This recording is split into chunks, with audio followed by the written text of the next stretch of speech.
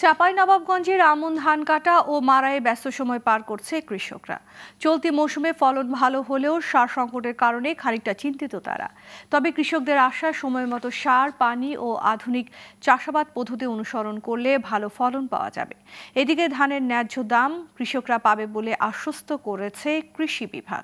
চাঁপাইনবাবগঞ্জ থেকে মোহাম্মদ ফারুক হোসেনের তথ্য ও চিত্রে ডেস্ক রিপোর্ট। চাঁপাইনবাবগঞ্জের মাঠে মাঠে এখন সোনালী আমন ধান কাটামারাই হচ্ছে। চলতি মৌসুমে ধানের দাম ভালো হওয়ায় বিরাজ করছে উৎসবের আমেজ। পাশাপাশি গরুর খাদ্য হিসেবে খড়ের চাহিদাও বেড়েছে। কৃষকরা বলছেন, প্রতি বিঘা জমি আমন চাষে খরচ হয়েছে 12,000 থেকে 13,000 টাকা, আর গড়ে ধান পাওয়া যাচ্ছে 22 থেকে 23 মন। এবার ফলন ভালো হওয়ায় কিছুটা সন্তুষ্ট তারা। বিঘা প্রতি ধান আপনার 23 মন 24 মন বিঘা যাচ্ছে। তো আল্লাহর রহমতে ধানের ফলন খুব খারাপ নাই, ভালোই আছে।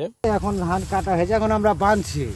হ্যাঁ, 25-26 মন বিঘা হয়েছে, মোটামুটি 4 বিঘা মতো। ধানের ফলন প্রায় অ্যাভারেজে আপনার 22 মন এরকম। তবে আশা করি এরকম যদি হয় তাহলে কৃষকের কিছু যারা হয়তো বা আছে আপনার কিছুটা তারা লাভবান হবে এরকম। তবে গেল বছরের চেয়ে এবার সারের দাম বেশি ছিল। ন্যায্য দাম না পেলে লাভ কম হবে বলে মনে করছেন তারা। তাই ধানের ন্যায্য দাম চান কৃষকরা। যে পরিমাণে সাহারা আনতে যাচ্ছি, এখন গম, সরষা যেগুলো আমরা ফসল খেতগুলোতে বললাম আর কি, এলাকা জায়গায় তো সাহারি পাওয়া যায় না। এখন ওরা ব্যস্ততা দেখাইছে কি, এখন ডিলাররা হয়তো দিতে পারছে না সাপ্লাই।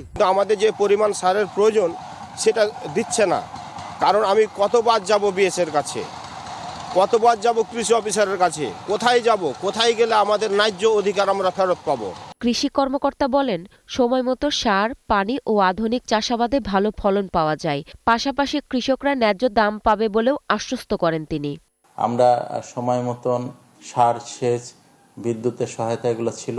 এর পাশাপাশি আমরা যে কাজটি করেছি, যে মাঠ পর্যায়ে আধুনিক জাতগুলো সম্প্রসারণ ঘটেছে, যার ফলে সবগুলো মিলে কৃষক ভাইরা একটা খুব ভালো উৎপাদন করেছেন এ দেশের জন্য।